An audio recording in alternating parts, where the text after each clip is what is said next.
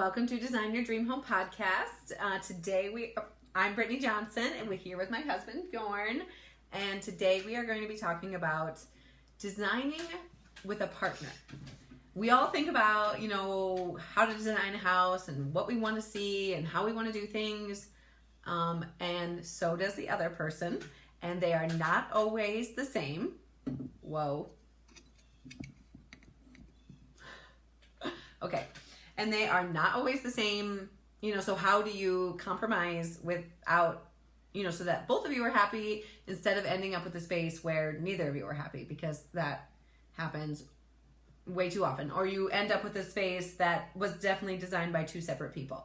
So we're going to talk about today just kind of how you handle those situations, because like the widely used saying, if you want to divorce, you should probably build a house, or start a construction project.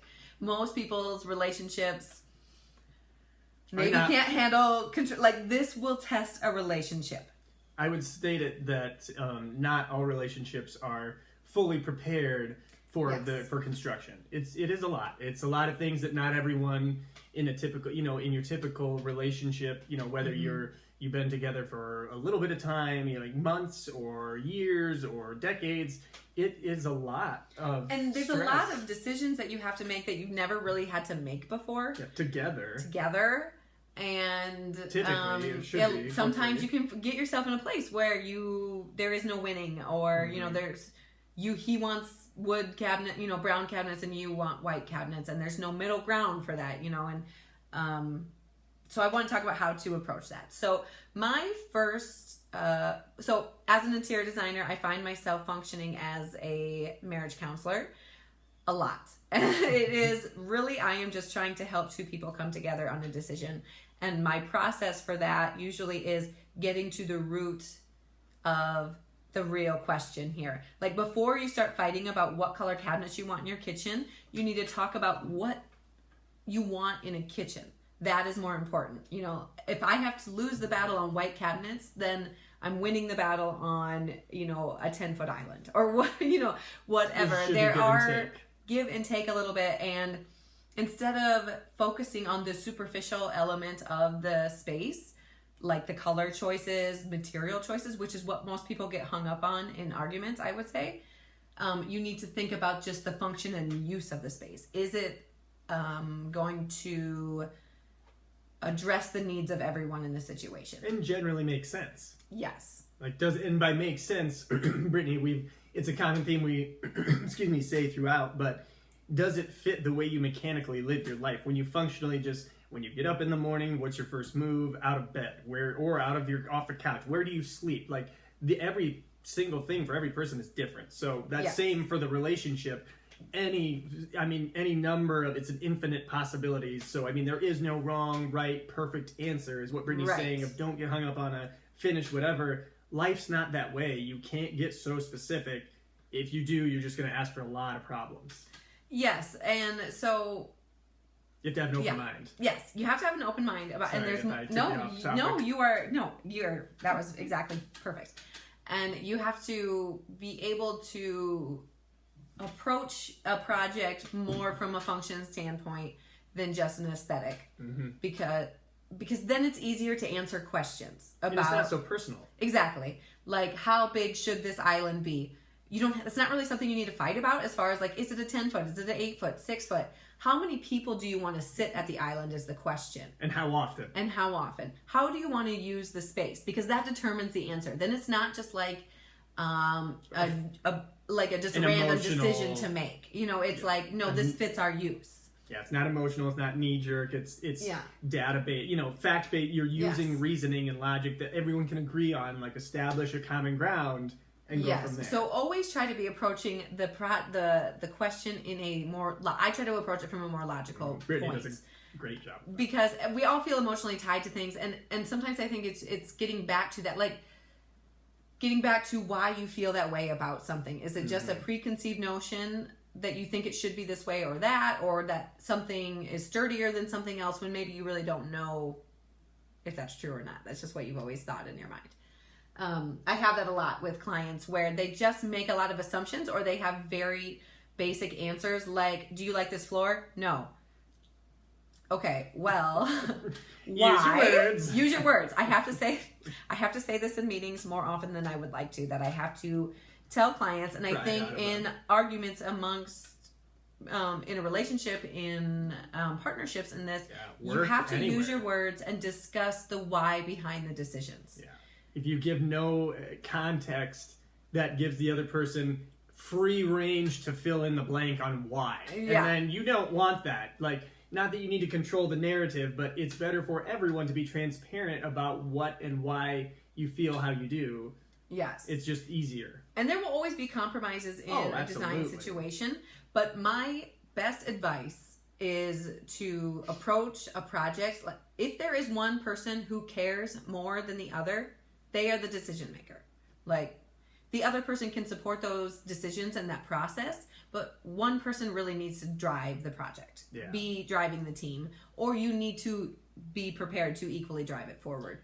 And when you say drive a project, that could more specifically mean be a point person. Maybe not project manager, but in going through the remodel process or brand new construction, there's always going to be a person to be contacted, and it is much easier for all your crews and everyone if it's always one person, always one number, whatever. Like, it just makes more sense to keep it so. And it's not making that person a person of power. It's just who is more interested, who has more time to be involved, who has more knowledge of whatever it works in your situation. Yes, it needs to make sense that someone. I hate seeing, this is typical, and the way, like, this happens a lot. It's the woman who is going to the design meetings, going to the showrooms, looking at the samples, doing the research, running around, making decisions, because usually it is, a lot of the design is led by women. But then all of a sudden the husband gets the final say or says, no, I don't like that floor. Well, she just did all the research, all the background information, and then you just look at, or whoever does it, she, it doesn't really matter. But one person tends to lead the charge, but then the other person gets to overrule their decision. This happens a lot. I see this happen a lot. And because quite often that person is maybe the financial person. I was going to say, it's always that financial decision maker may not have the time, or is not the one putting the time in. There's always that. So this person is selling this person all the time and having to go through all this.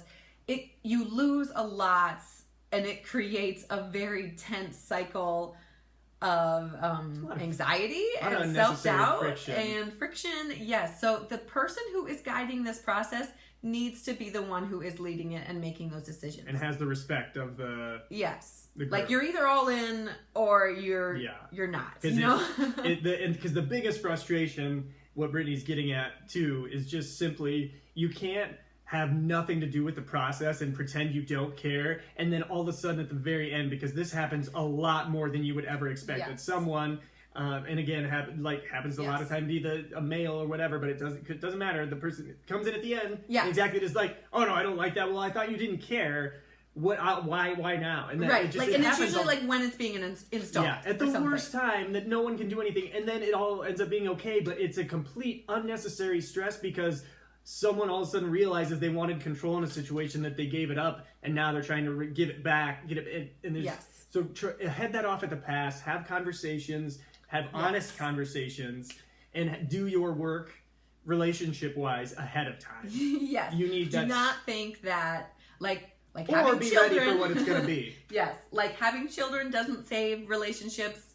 Building houses does not save relationships. Like, if you really feel like you're barely getting through making decisions and life together, do not try to build a house together. Like, don't use that as a thing that's going to unify you, because it will not. It's going to tear people, even the most comfortable. Like, Bjorn and I have a very stable relationship. We are both in the construction industry. We know what we're doing, yet we still fight about these things all the time. We're very capable. Every single project. We painted the house, we fought about something, we're on the deck, we fought about other stuff. Differences of opinion happen, but navigating it and ensuring each person is respected and heard is always very paramount. So remember that as you enter this process. The house is changeable, but relationships, that takes continuous work. True. Yes. And I personally feel the more you can base your decisions and answers on logical functional needs that you need to meet, the Data. easier it is to make the decisions and have a constructive conversation that's less emotional and just triggering. Well, because it can typically be very triggering. Typically, the people who get worked up and super defensive don't really have the specifics to back up their argument. That's why they're spinning it up really fast, because if they spin up and get the intensity going, they can divert from not knowing. That's not your fault. You did the work. Yes. So whoever does the work gets that's for good or bad. The decision then is like, hey, so. Yes. So this isn't just a minefield to navigate. Know that going into it. And then take it to the next step, and you have all these really helpful friends and family that think they know something about construction or design. They have good taste maybe for their house. You're going to get a lot of advice. And being able to solicit that and navigate which advice is actually for you can be very hard, because some people get very ownership of your project. I'm thinking mothers, mother-in-laws, people who spend sisters, time in your house, or maybe people who are putting some money into this project for you. That happens sometimes too. They all of a sudden feel entitled to a say in what's going on. Or they've built a house, and so they don't want you to make the mistakes that they've made. It's quite often well-meaning. Oh, for but sure. Like we talk about with everything else. On the face, it's well-meaning. Yeah. You need to be ready to handle that. And it can really cause a lot of tension in relationships when that is not navigated easily. I hear so many stories about I'll spend so much time with a client picking something out based on their wants and needs and the look they're going for. And then a certain client I'm thinking in mind, then her mother-in-law would come over and just question everything she just decided. And so now she's just like, oh, well, maybe I shouldn't do that. She did this and did that. And it's like, well, is that the kind of house you're trying to build? No. Do you like her house? Do you like her style? Well, no, not really. Well, then you probably shouldn't take her advice. And that can be hard. And it can be very hard because they can be very navigate pushy that. and then upset when you don't take their advice. For those clients, I always say, you can blame it on me. That's why you'd be like, I'm going to take my, hire my professional, and they're going to be the guiding force on this, and my designer says no or whatever. I get that a lot. I'm happy to take responsibility. But again, the more you can focus your decisions on what you actually need in a space, why you're doing it, the function it needs to perform, or what it needs to hold up to, or how you want to use the space, that's how you make decisions, because then it's very easy to defend them to whoever thinks they know better than you about your own project. Yeah. And people will think that. And that, how could you not love their floor? Why would you not want to put that in? Look how great it looks in my house. That happens so often and makes people doubt themselves so much. Don't do that to yourself.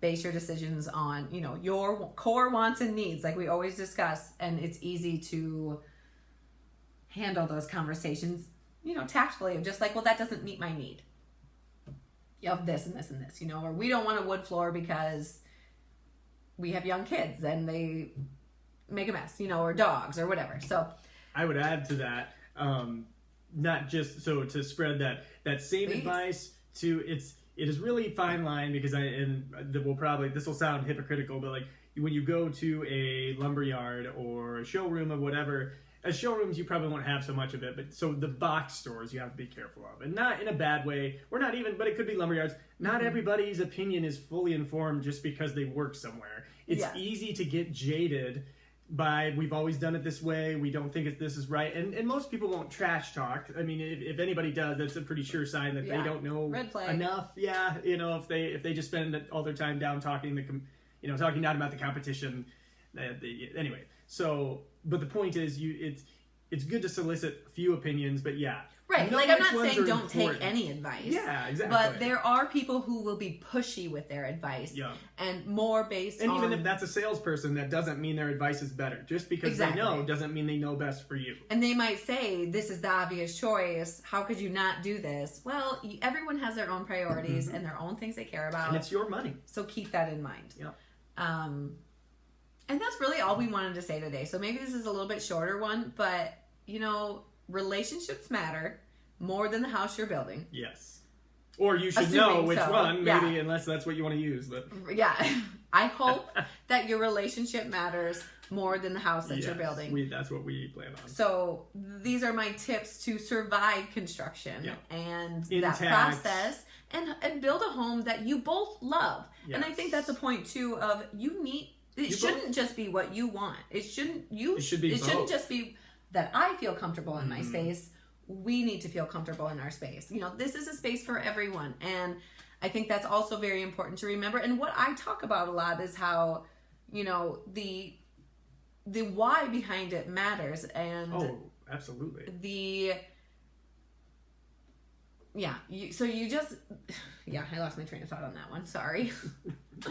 I was just thinking when Brittany said, what she wants, some of our earliest, most fun moments of realizing the differences just in height of people, in our in one of our apartments in California. So you do have to consider everyone. In the house. She always loved bringing wood and branches in, smelly or not, whatever, and that's fine. I love the outdoors. And I am shorter than him. Yes, so she would mount something, and I, being a guy, would use the toilet standing up to, and then... So I found this really cool stick down on this little river walk that I was going on, and so I took it all the way home. I mounted it on the wall. I thought it looked so super cool. And then he went to use the bathroom, and it poked him in the eye, right there. It was right over my head, which was perfect, but did not work for him. So that is a good point, that even when you, as the lead designer in a project, your job is to be considering everyone in the project. That is part of the process. Sorry, announcement on there. I thought it said out of memory, stopping my video. Anyway, it is your job to be considering everyone in the space and how it works and functions for everybody. You will thank yourself for it later when they're not up in your space and business. It pays to be concerned about everybody. And if you do that correctly, being concerned about the other person and communicate effectively, you will alleviate that pain, because later if they're in the know at the right, because it is hard if they're not paying attention, that's on them. But if you meet them where they can understand and hear what you're saying so that they know fully or pretty close to what's happening, that makes everybody easier, that there are no surprises, that you're not that's not what I thought. And feeling involved feels exactly good, yes. And everybody wants to feel like they were considered in this space. And because if you're all living there, it should be for everyone. That's what makes it feel special for everyone. And I think when you can give and take a little bit of something that really matters to you, you get to win on that. And something that you really don't care about and they do, let them win. Yeah. Let them have it. That's what we call a win-win. Exactly. Pretty easy. It's good to be particular. I am extremely particular. We all need to learn to let go. But it's okay to, let everyone have a little something in your space. Kind of like when we go on vacation, I'll usually say, what's one thing that everybody wants to do? What's your top thing? And then make sure you do a little bit of what everybody wants to do. The vacation can't be just for one person, or not everyone's it's that much more fun if everyone's having fun. The house, you can't really enjoy your house if it's not fun for everybody else either. Agreed. And so just the give and take of what you prioritize, what you don't. Make sure you're giving space for everyone and hearing people, but one person does need to be the main decision maker and on the page, forward for on, steady on. Organizational sake and just sanity's sake of the teams working. Yes. So that is the best I can do for you at the moment for surviving construction. If you need more help, we are always here for you at our website at www.b as in Brittany and Bjorn design.us. And we also offer a course called Design Your Dream Home that takes all of these discussions that we have here on the podcast a million times farther. We're there for you, to support you, to help you through this process, because we understand how hard it is. And I don't want to see that I don't want to see these bad decisions being made anymore. So best of luck for you today, and have a great day. Keep fighting that good fight. Yes.